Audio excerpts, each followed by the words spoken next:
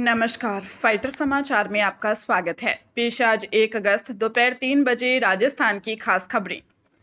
प्रधानमंत्री नरेंद्र मोदी ने इंस्टाग्राम पर जारी नए वीडियो संदेश में जंतर मंतर प्रदर्शन के दौरान स्वयं और अपनी स्वर्गीय मां के प्रति इस्तेमाल अभद्र भाषा पर प्रतिक्रिया देते हुए कहा कि वे इन गुमराह युवाओं को माफ करना चाहते हैं। उन्होंने कहा कि बेटियों के मुंह से ऐसी भाषा सुनना एक सांस्कृतिक आघात है, लेकिन युवाओं को सजा दिलाना या अदालतों के चक्कर कटवाना समस्या का हल नहीं है। दांतों तले जीभ आने का उदाहरण देते हुए पीएम ने समझाया कि जैसे जीभ कटने पर हम अपने ही दांत नहीं तोड़ते, वैसे ही यह युवा भी हमारे अपने हैं और उन्हें सही मार्ग दिखाना हमारा कर्तव्य है।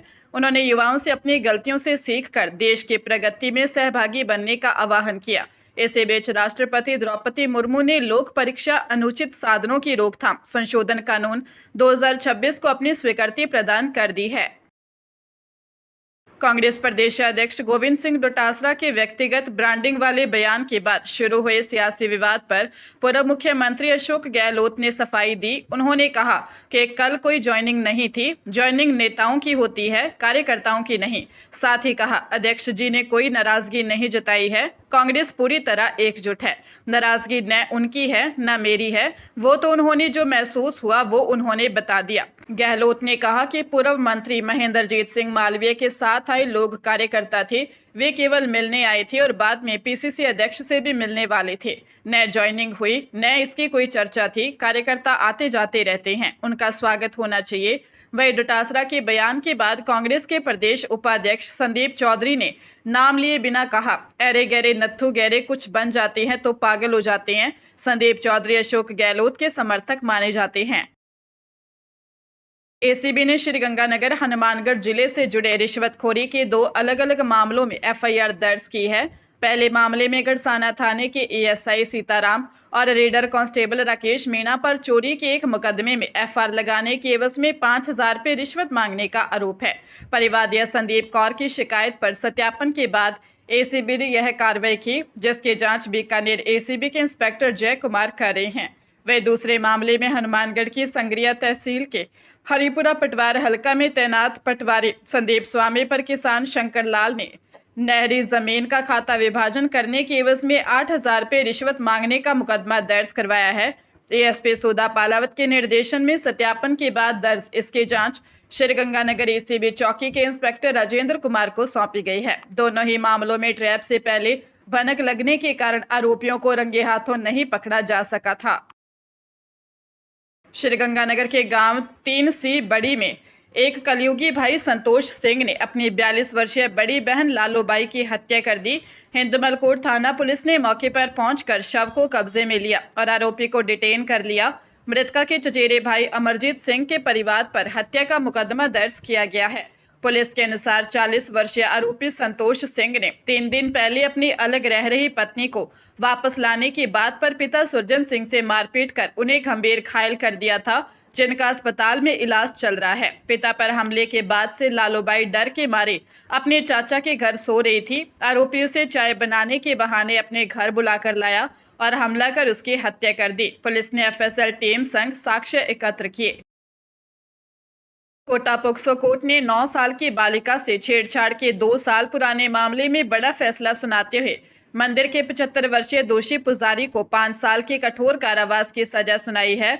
इसके साथ ही अदालत ने दोषी पर 15,000 रुपये का जुर्माना भी लगाया है। यह मामला अगस्त 2024 का है, जब पीड़िता अपनी बुआ के परिवार के साथ पास के मंदिर में पूजा के लिए गई थी। वहां से लौटने के बाद बालिका को उदास देख जब मां ने कारण पूछा तो उसने बताया कि पुजारी ने उसके कपड़े उतारकर अश्लील हरकतें की थी। इसके तुरंत बाद पीड़िता की मां ने थाने पहुंचकर पुलिस में मामला दर्ज करवाया। अदालत ने सुनवाई पूरी करते हुए आरोपी को दोषी करार दिया और यह सजा सुनाई। सुप्रीम कोर्ट ने सड़कों पर घूम रहे लावारिस पशुओं से होने वाले हादसों पर गंभीर चिंता व्यक्त करते हुए कहा कि मवेशी कोई नेचुरल स्पीड ब्रेकर नहीं है जिससे सड़कों में नेशनल हाईवे पर यूं ही छोड़ दिया जाए। जस्टिस संजय करोल और जस्टिस एन कोटेश्वर सिंह की पीठ ने 2 टूक कहा कि पशुपालकों को पशुओं के पूरे जीवन की जिम्मेदारी उठानी चाहिए और अनुपयोगी होने पर उन्हें खुले में छोड़ने के बजाय गौशालाओं में सौंपना होगा। शीर्ष अदालत ने केंद्र व राज्य सरकारों को ऐसे हादसों के पीड़ितों को मुआवजा देने हेतु वैधानिक तंत्र बनाने तथा मवेशियों की अनिवार्य टैगिंग करने के सुझाव दिए। कोर्ट ने बताया कि पशुओं के हमलों में सालाना 1300 से अधिक लोगों की मौतें हो रही हैं। एक मामले में कोर्ट ने सांड के हमले में मृत व्यक्ति की पत्नी को 15 लाख रुपए मुआवजा देने के भी निर्देश दिए। झुंझुनू के सिंघाना क्षेत्र के गाड़ा खेड़ा व निमड़ी बस स्टैंड के पास कार और दूध टैंकर के भिड़ंत में दंपति समेत 3 लोगों की मौत हो गई, जबकि 5 लोग घायल हो गए। हादसा उस समय हुआ जब हरियाणा के 9 निवासी पीड़ित परिवार नरहर दरगाह से जियारत कर लौट रहा था। हादसे में 35 वर्षीय अवेश कुमार, उनकी पत्नी 33 वर्षीय देवकी और भाभी 30 वर्षीय सरोज की जान चली गई।